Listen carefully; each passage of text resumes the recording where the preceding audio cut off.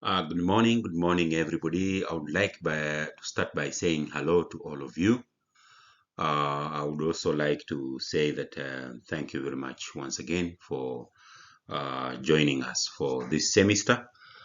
Uh, I am doing well, and I hope that you are also doing well, despite the challenging times that we are living in. We are living in very challenging times, and we are trying to make it possible, but we know that through God's effort and also our own effort, we are going to make it through.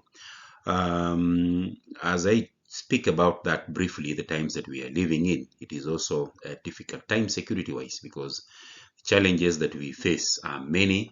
The challenges are growing each day. The threats have morphed into just something else.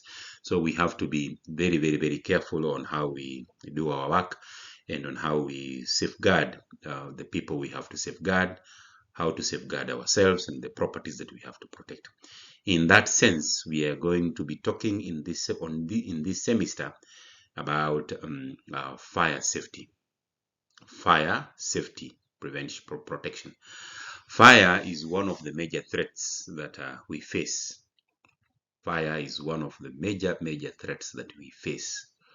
And it is important that you, as a security professional, you have the knowledge on fire safety, how to protect people from the threat of fire, how to protect property, how to protect assets.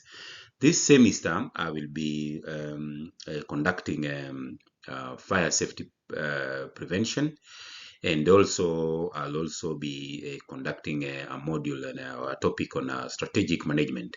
That one will also be the second topic that I'll be conducting.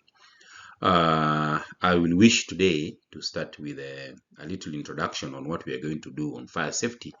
And basically, in this introduction topic, we are going to talk about the basic concepts in as relates to fire safety. We are going to start by an introduction, and the introduction, we are going to look at fire and interrelated concepts. Fire and interrelated concepts.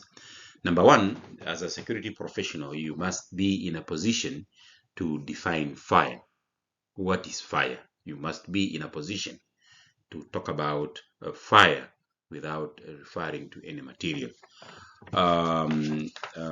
With having said that, fire is the oxidation of a combustible material, releasing heat, light, and various reaction products such as carbon dioxide and water. Fires start when an ignition source is brought into contact with a combustible material that is subjected to sufficient heat and has an adequate supply of oxygen from the ambient surrounding air. I'll give you 1 minute to write something down. Please write something down, because definitions are usually important. Definitions, we build on definitions as we move along with the course. Take note also, there are various definitions of fire. Various authors, various experts, various scholars, in various journals, various books define fire differently. So you may also be having a different opinion or a different definition of fire.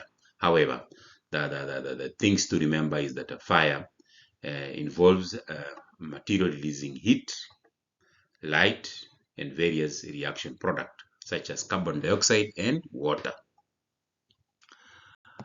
Fire explosion. An explosion is a sudden, rapid release of energy that produces potentially damaging pressures.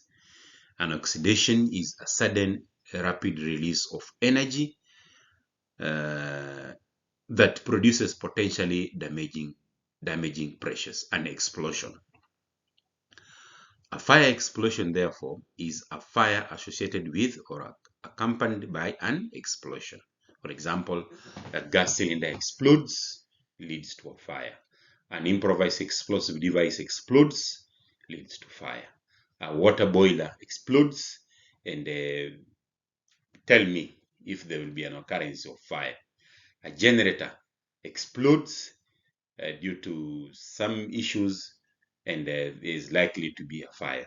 A fuel container or a fuel storage facility explodes, and then the end result is fire. A bomb explodes, and then the end result is a fire. So an fire explosion, therefore, is a fire associated with or accompanied by an explosion. The two elements of an explosion are rapid release of energy, dangerous overpressure. By overpressure, we mean pressure above atmospheric pressure. The explosion may be caused by the fire due to combustion of a fuel in a pressurized environment. Conversely, an explosion, depending on the exploding substance, can cause a fire. An explosion, depending on the exploding substance, can cause a fire.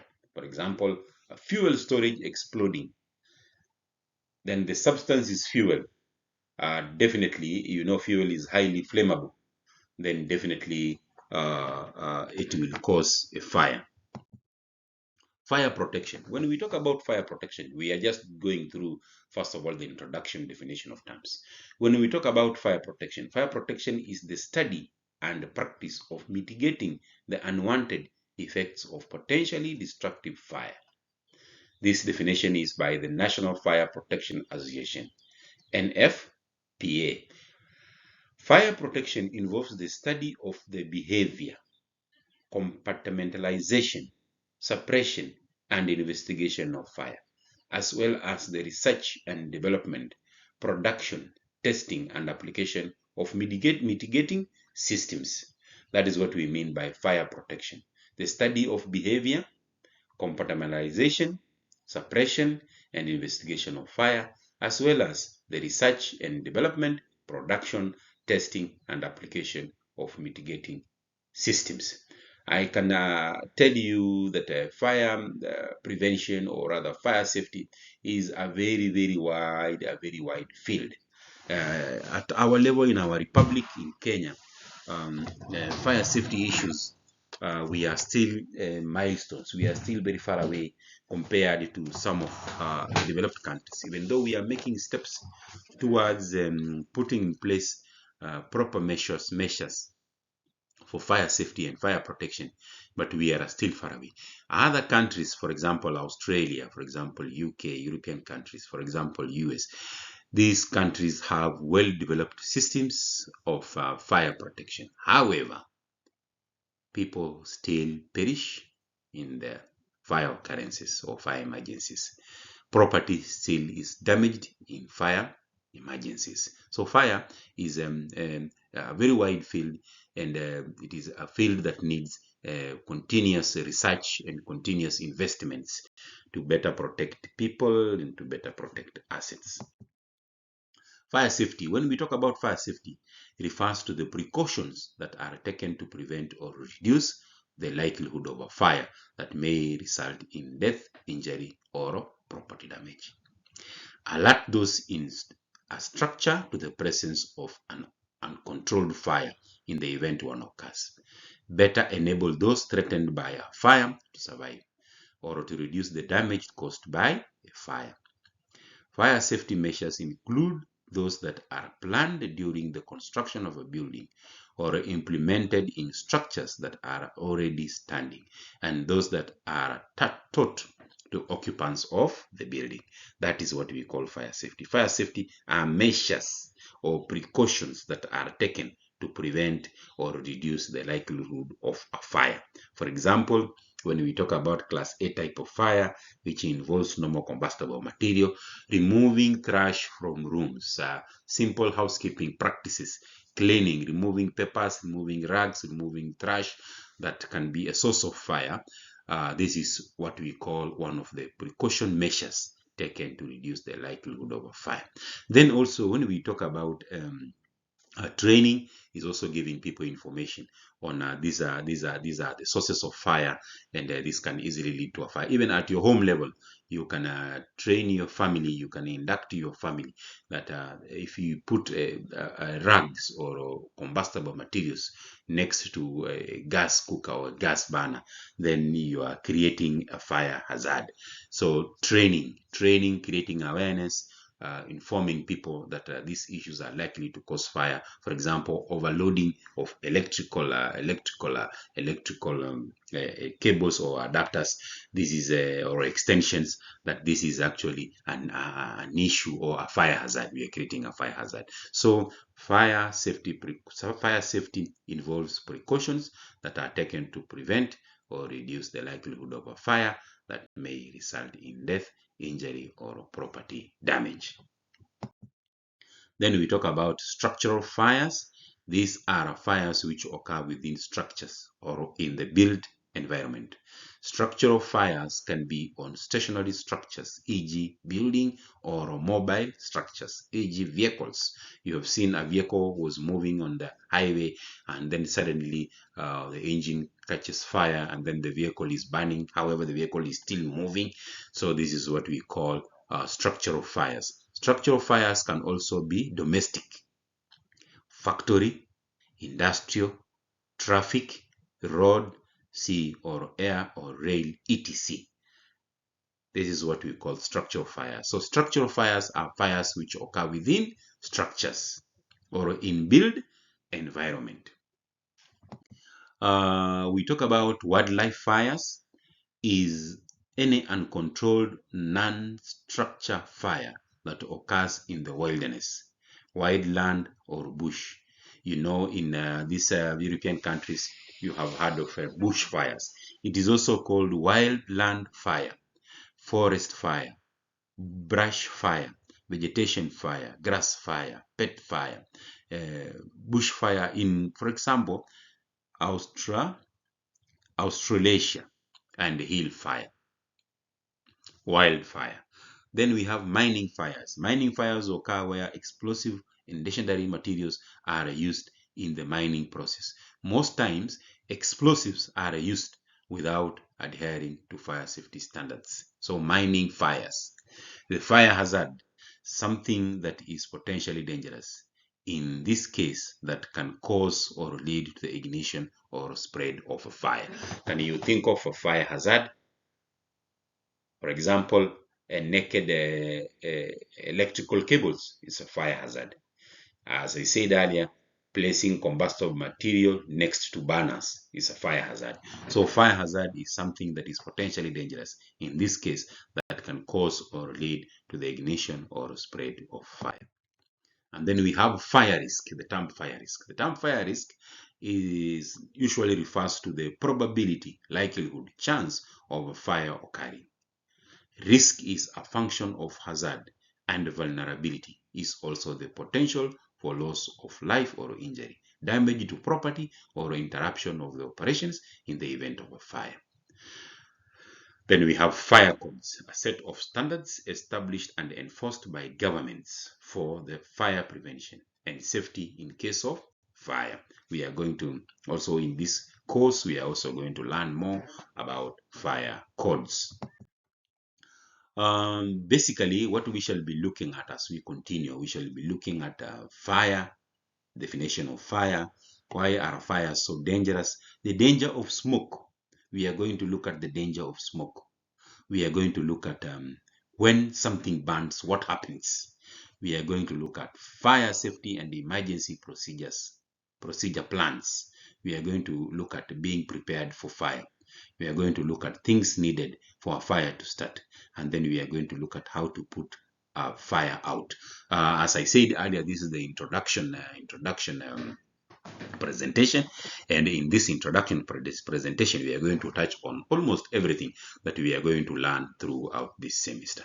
So in this introduction presentation, it is important for you to capture the basic concepts that are related to fire safety, to capture the basic concepts that are related to fire safety. We are just opening our mind on fires, to understand how fire occurs, to understand the dangers of fire, and to understand how people perish in fire situations, and how to minimize damage, and how to protect property. Having said that, there are some words that you need to know. Some words that you need to know as we move along. And I'll give you a minute to write down these words. Combustible is a material that is able to catch fire and burn easily. Able to catch fire and burn easily. Combustion, process of burning. To detect is to notice, to become aware of. To extinguish is to put out. Extinguisher, an object that is used for putting out fires. Flammable, burns quickly and easily, or likely to burst into flames and to burn very quickly. Hazard is a danger. Hazardous is a dangerous. To ignite is to start on fire. To start on fire. Vapors, these are wet gases such as steam that are coming off a liquid. Can you please note something down? You don't need to note everything. You just note what you think you need to remember at a later stage.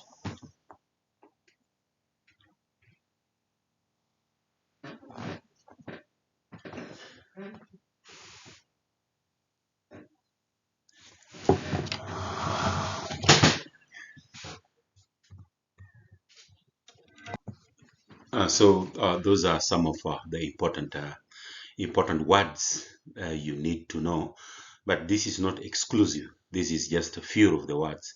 So you will need to know as we develop deeper into the course. You will need also to familiarize yourself with other terms that are important in fire safety. Having said that, let's look at a fire. Let's look at a fire from a different perspective.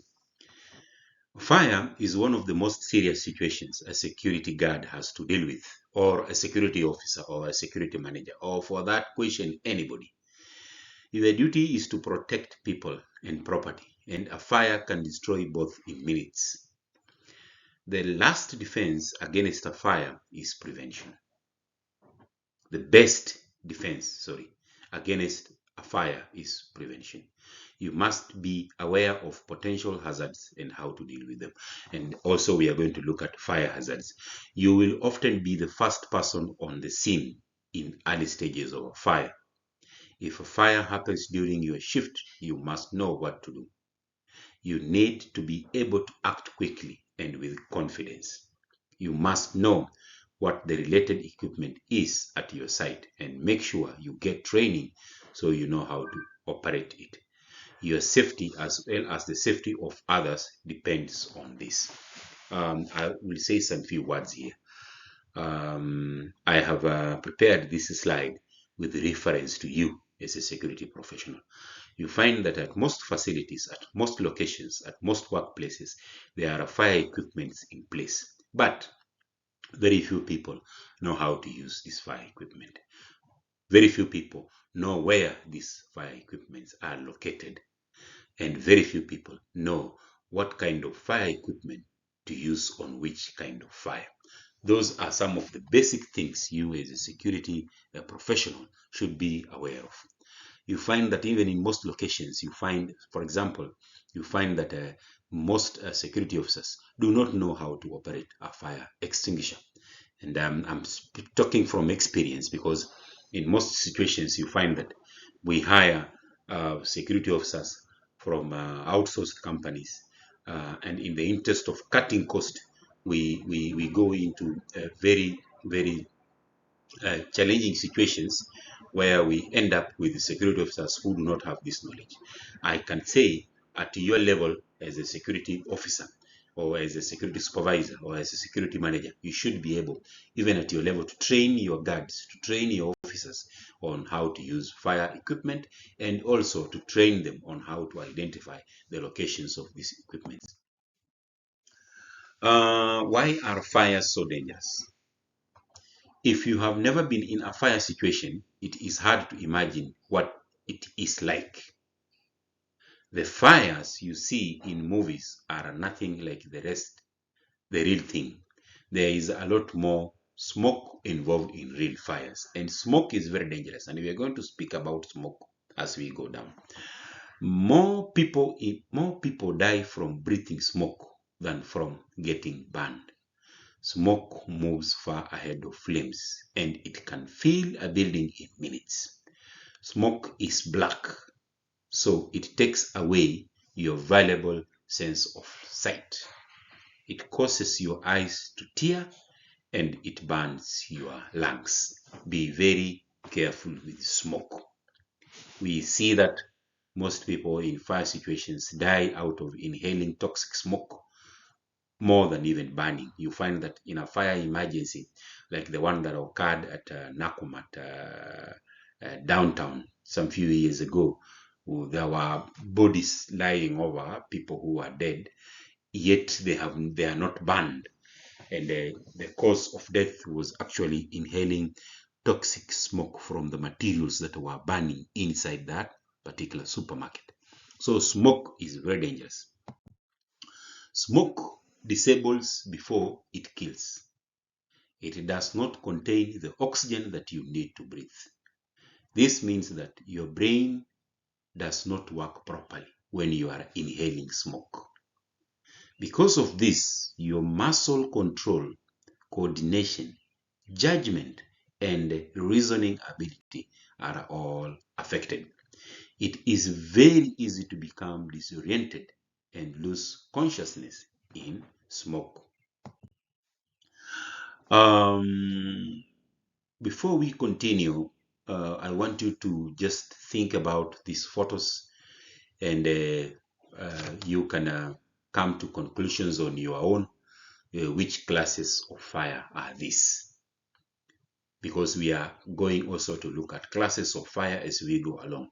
So what I'm doing with these photos is just to open your eyes to think. For example, where you see the vehicle burning on your left of the slide, which class of fire could be that? And on the upper side, which class of fire could be that? And how can we extinguish this type of fires? How can we put out this type of fires? How can we save people from this type of fires? How can we minimize property damage from this type of fires? So the purpose of this photo is just to put you in, bring into your attention what we are talking about, that fire is actually a very serious occurrence, or a very serious threat.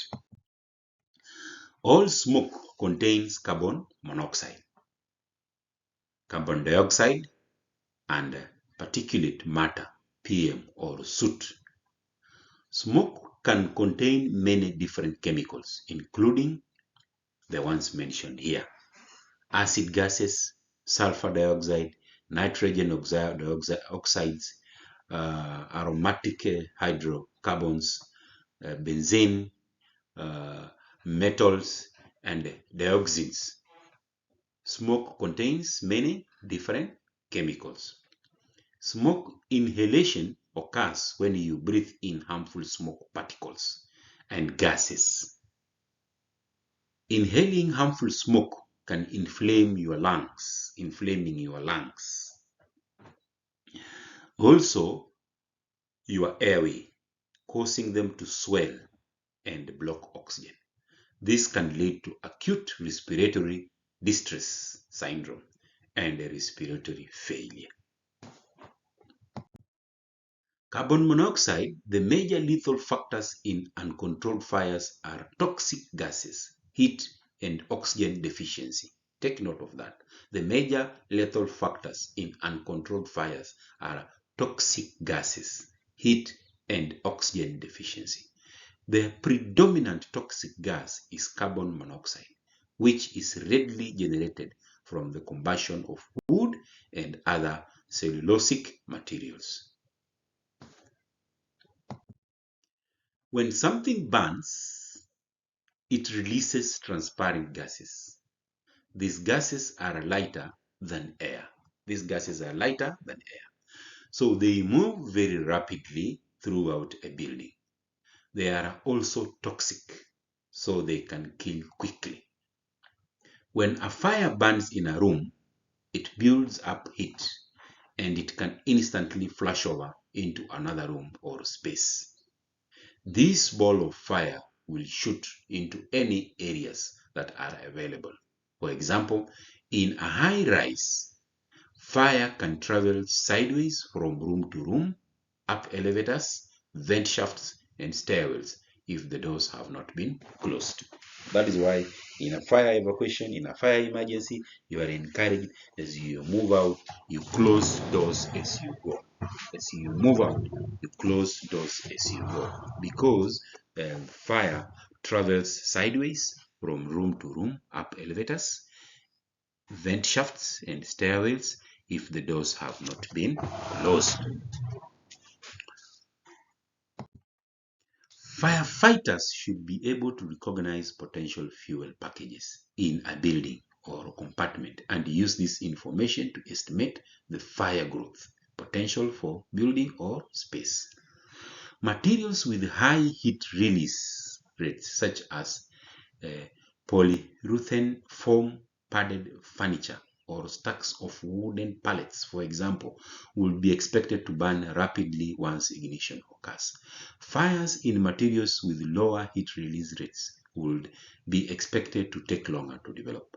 In general, low density materials such as foam burn faster, meaning they have a higher heat release rates than higher density materials, cotton padding, or similar makeup. So when you see the abbreviation HRR, means for heat release rates. So in general, low density materials have a higher heat release rates than higher density materials. Therefore, they burn faster. One final relationship between the heat generated in a fire and fuel packages is the ignition of additional fuel packages that are remote from the first package ignited.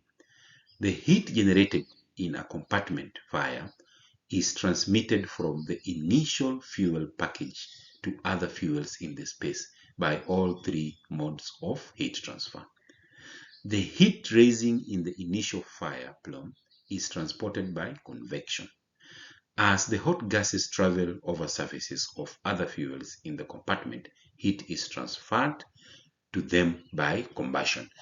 Don't worry about those words. In our second lesson, we are going to talk about convection, we are going to talk about conduction, and we are also going to talk about radiation. Radiation plays a significant role in the transition from a growing fire to a fully developed fire in a room. As the hot gases layer forms at the ceiling, hot particles in the smoke begin to radiate energy to other fuel packages in the compartment. These remote fuel packages are sometimes called target fuels. As the radiant energy increases, the target fuels begin paralysis and start to give off ignitable gases. When the temperature in the compartment reaches the ignition temperature of these gases, the entire room becomes involved in a fire, which we call flashover. We are also going to look at that in our second lesson. Products of combustion. As a fuel burns, the chemical composition of the material changes. This change results in the production of new substances and the generation of energy. As a fuel burns, some of it is actually consumed. The law of conversion of mass tells us that any mass loss converts to energy. In the case of fire, this energy is in the form of light and heat. Burning also results in the generation of airborne fire gases, particles, and liquids. These materials are referred to as products of combustion or smoke. So burning results in the generation of airborne fire gases, particles, and liquids. These materials are referred to as products of combustion or smoke. The heat generated during a fire is one of the products of combustion. So heat generated during a fire is one of the products of combustion. In addition to being responsible for the spread of fire, heat can also cause burns, dehydration, heat exhaustion, as well as injury to a person's respiratory tract. While the heat energy from a fire is a danger to anyone directly exposed to it, smoke causes most deaths in fires. We have already spoken about that. The materials that make up smoke vary from fuel to fuel, but generally all smoke can be considered toxic. So be very careful of smoke. If you ever see a burning structure or burning building and you are inside that particular building, you must first take care of smoke. You must consider how much smoke is generated here.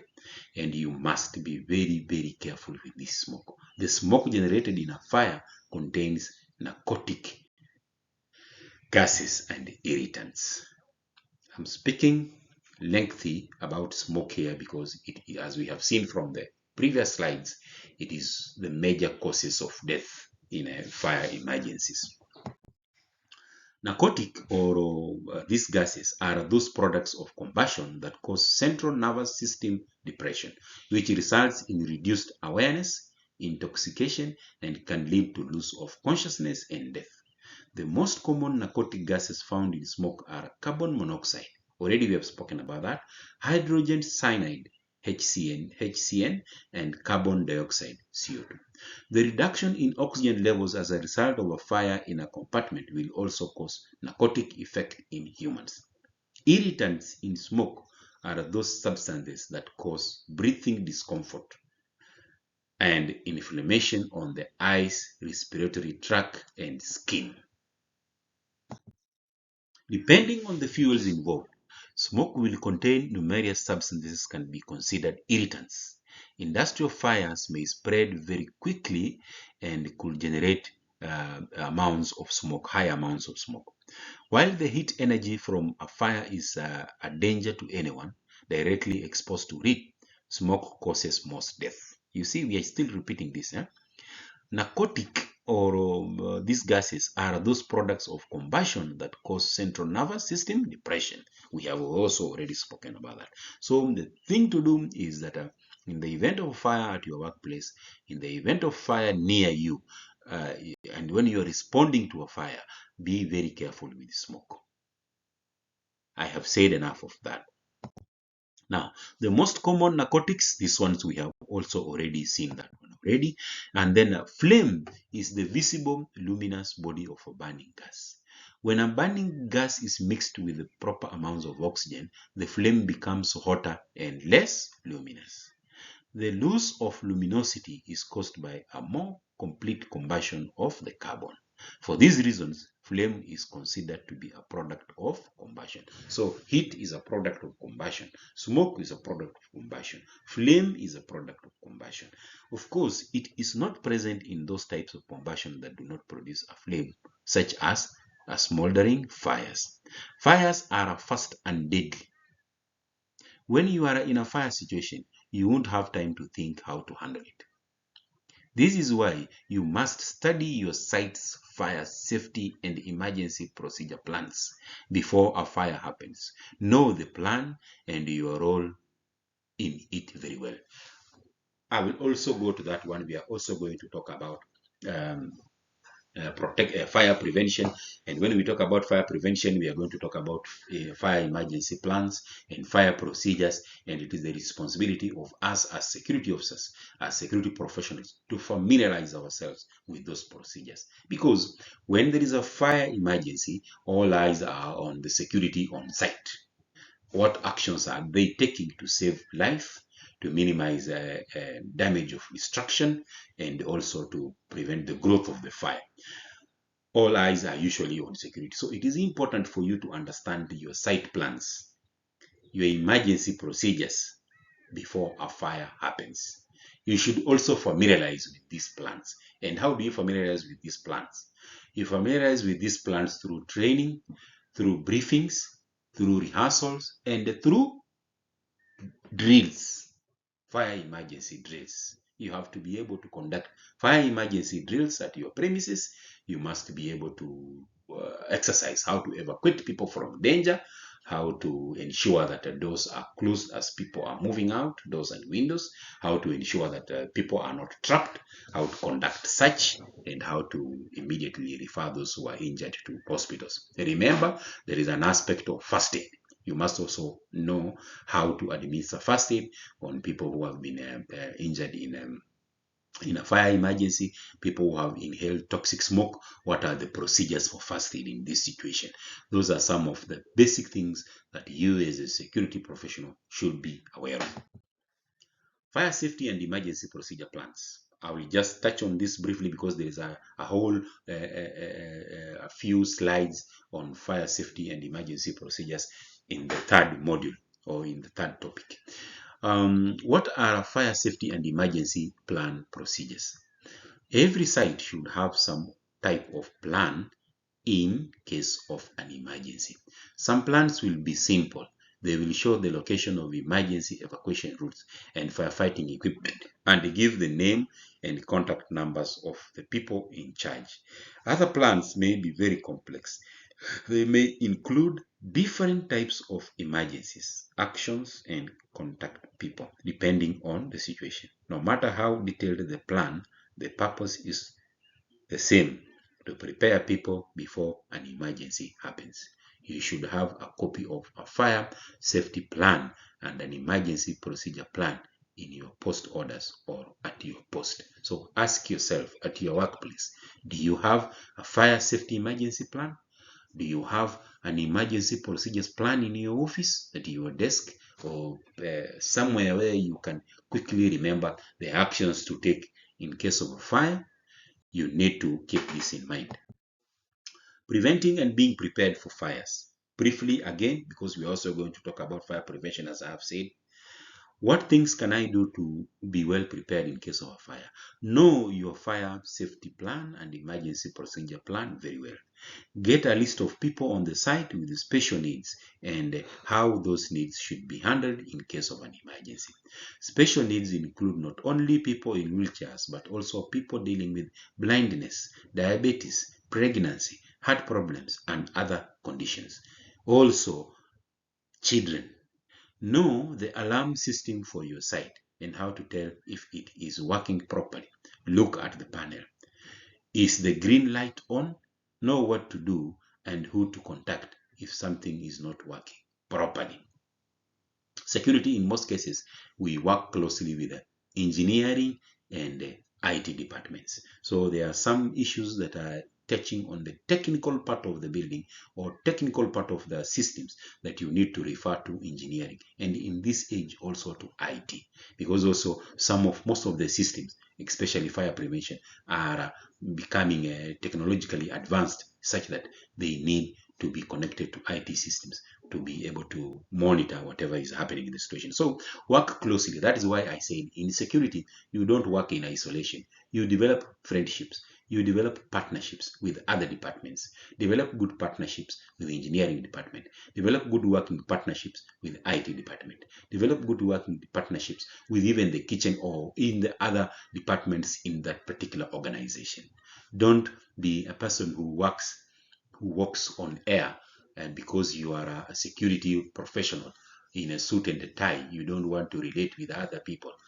You have to work closely. You have to develop partnerships even with neighboring facilities. Know the location of all fire extinguishers and fire alarm pull boxes. This is also very important. A location of fire extinguishers is what we call a fire point. Know how to operate all fire extinguishers at your site. Make sure that all fire extinguishers are ready to use. Is a needle of the extinguisher in the green area? When was the extinguisher last tested or inspected? Ensure that these extinguishers are inspected. Ensure that these extinguishers are tested. That is the work of security. Make sure that they are serviceable. By looking at the gauge on the extinguisher, you can tell whether it is pressurized or not. Keep all eye cells, fire escapes, and exits clear. This includes the floor space on both sides of exit doors. Make sure that there is a lot of space between sprinkler heads and store material. Make sure that all fire lines are kept clear. There should be no vehicles, equipment, etc. blocking access for the fire fighting vehicles and equipment. This is the work of security in any particular location or any particular facility or any particular organization. And we do this through patrols and using checklists and documenting these things. Make sure that these things are in good working condition, and make sure that all fire lanes are kept clear. There should be no vehicle, equipment, etc. blocking access to firefighting vehicles and equipment. Also, a fire point, as I said, this is an example of a fire point. A fire point is where fire extinguishers are located. You must be able to know which is the nearest fire point next to you, to your operational area. Other people also in other departments, for example, if it is a hotel, the reception people must know which is the nearest fire point to them. And at fire point, you will find these type of extinguishers: CO2, dry powder, water type, or wet chemical, for particular classes of fire that we are going to look at as we go along. Make sure you know who is responsible for concerns about fire extinguishers. Clearing of fire routes, blocked sprinkler heads, and blocked exit routes. Who is responsible for housekeeping and maintenance? Know the routine on your site. For example, when is the usual meal break? What areas are usually accessed during your shift? Does the number of people on site vary at different times of the day or the year? Report problems quickly before an emergency happens. And then also the fire triangle, when we look at the fire behavior or fire chemistry in the next training, that is the second lesson, we are going to go into the details of the fire triangle. We are going to look at what are the things necessary for a fire to start. We are going to look at fuel, we are going to look at air, we are going to look at heat, and we are going to look at how we extinguish fire by removing any one of them. And then we are also going to look at common sources of fuel, which are all places will contain common fuel and heat sources. It's important that you are aware of those on your site. Common fuel sources include oily rags, greasy uniforms, flammable liquids such as gas, acetone, naphtha, ether, etc. Vapors escaping from liquids such as those above. Aerosol sprays. These are all sources of common fuel sources. Trash, paper, cardboard boxes, plastics, rubber, especially foam, wood, etc. We are also going to look at common heat sources: electrical equipment, wiring, cigarettes, cooking equipment, soldering, motors, appliances. We are also going to look at this in the second lesson. What I'm doing, I'm introducing you to the things that we are going to learn out through this course as we move ahead. It's going to be very interesting. And then how are fires put out? We are also going to learn more about that. Removal of the fuel, cut off of the oxygen, lowering the temperature. For example, lowering the temperature is by cooling. Cut off the oxygen is by smoldering. Removal of the fuel is by starvation. We are going to look at all these situations. We are going to look at cooling. We are going to look at smothering. We are going to look at suffocation or starvation. And then we also have to remember that we have to be prepared at all times, because fire emergencies occur without notice. And we are also going to go through another module that I have introduced into this training about case studies. We are going to look at case studies, some of the notable fires that have occurred in Kenya and also all over the world. We are going to look at these case studies and also to get more knowledge on how to be better prepared to prevent fires. So from this introductory presentation, keep in your mind that we are going to learn more about fire safety. However, we say the best fire prevention method is being prepared to prevent fire. So we are going to focus mostly on your role as a security officer, your role as a security professional. What is your role in preventing fire? And we have just seen one of your roles, and one of your major roles is conducting thorough patrols and ensuring that fire hazards are identified and brought to the attention of those who are responsible. Thank you very much. Let's meet in the next presentation for this upcoming weekend. So thank you very much. Bye bye.